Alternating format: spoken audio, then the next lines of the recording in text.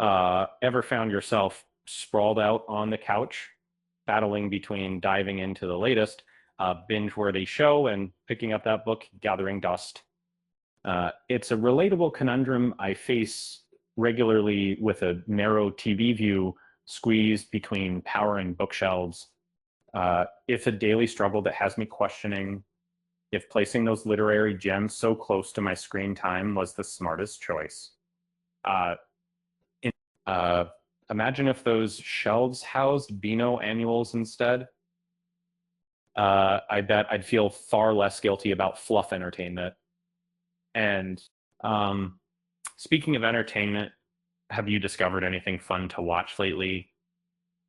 I recently tuned into Last One Laughing UK, and let me tell you, it's a hoot. The premise is simple yet ingenious. Watch comedians attempt to crack each other up while maintaining their own composure. It's a brilliant blend of absurdity and laughter where the stakes are incredibly low, yet hilariously high. In my household, the remote control situation is it like bit like being surrounded by a mystery novel. There are two remotes I can identify, one for the TV, the other for streaming options. Uh, um, the other three, uh, and this, they could belong to the TV, the DVD player, or possibly a lost spaceship. Um, um, Whichever the case, managing them is certainly not my strong suit.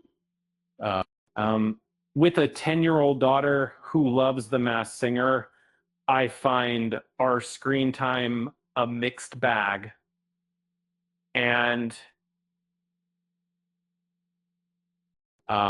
she shares my fondness for classic mysteries like Poirot, while our youngest, still a toddler at 18 months, is enchanted by Bluey.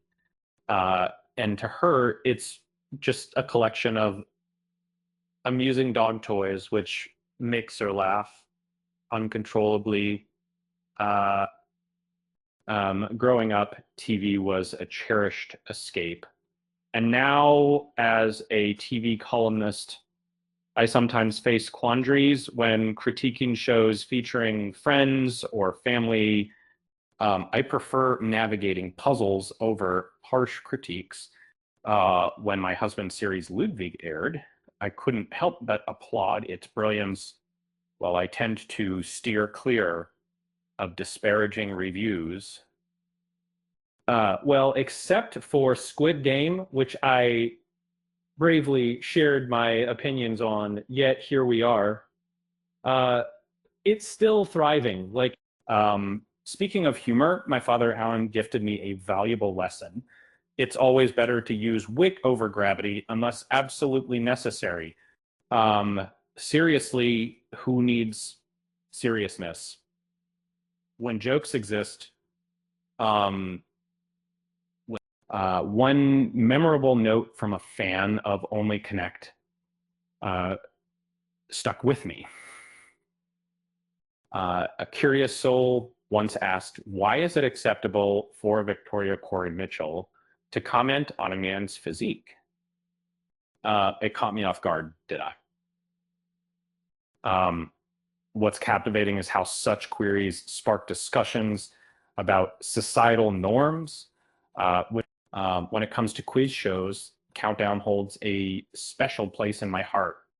It's so captivating, I can't help but create anagrams in my head, analyzing license plates like a maniac, um, like um, and as for whether I prefer being host or guest on a panel, have I got news for you? Remains one of my cherished experiences. And if the team is delightful, but the thrill and nerves keep me on edge, unsure of what surprises competition might bring because, as for admirable presenters, I can't help but appreciate Claudia Winkleman's warmth and wit. She's a unique blend of humor and intellect that is rare to find and always refreshing. Um, so, who's up for a good laugh? I like to think that cable labels should read warning, serious content not allowed. Um, with that said, thanks for watching, and until next time, hey,